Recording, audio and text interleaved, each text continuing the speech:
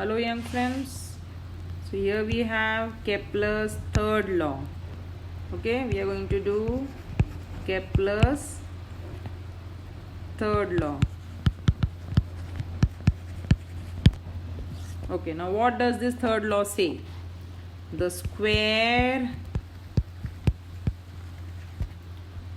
of time period of revolution. So time period of revolution of a planet around the sun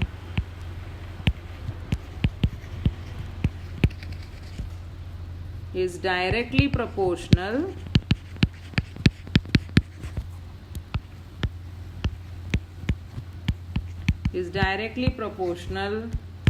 to the cube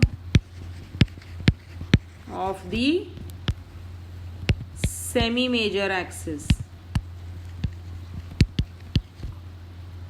Semi-major axis of the elliptical orbit.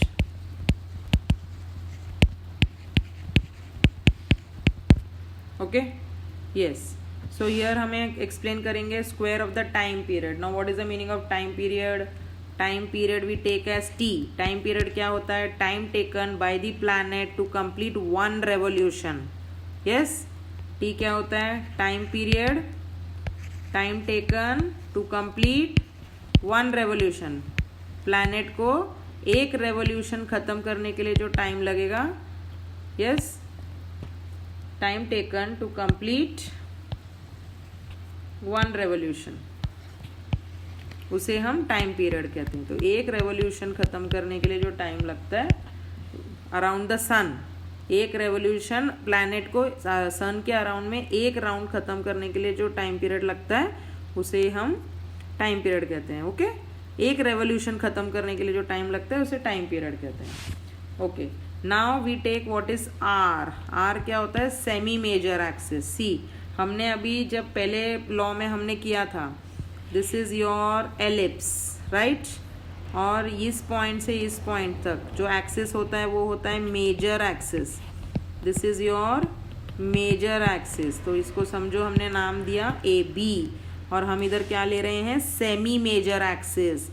Semi major मतलब हम क्या करेंगे, ये जो बड़ा axis है A B उसका half लेंगे, then it becomes semi major axis. Have you got it? हमने इस एक्सिस का हाफ कर दिया तो it becomes semi major axis. Is it fine? Of the elliptical orbit. जो मेजर एक्सिस है, जो बड़ा एक्सिस है, उसका हमने हाफ ले लिया. तो हमारा केप्लर्स थर्ड लॉ क्या बोल रहा है? According to Kepler's third law, yes, according to third law of Kepler, according to Kepler's third law,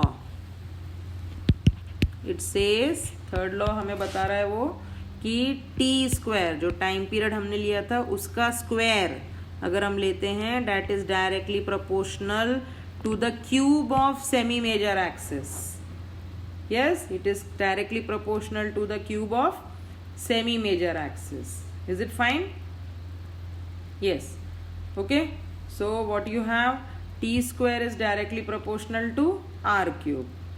yes, तो अगर हम इसमें T square directly divided by R cube लेते हैं तो ये क्या आने वाला है? This will be equal to a constant. Clear? This is your third law. Will repeat the statement once. The square of time period of revolution. Now it, I think it's clear. Time period जो रहता है revolution of a planet around the sun is directly proportional to the cube of semi major axis. Semi major axis, have you understood? Major axis का half लेना है हमें of the elliptical orbit. जो भी elliptical orbit होगा उसके major axis का हम हाफ ले रहे हैं. So t square is directly proportional to r cube. You have to remember this. That is Kepler's third law. Okay, bye.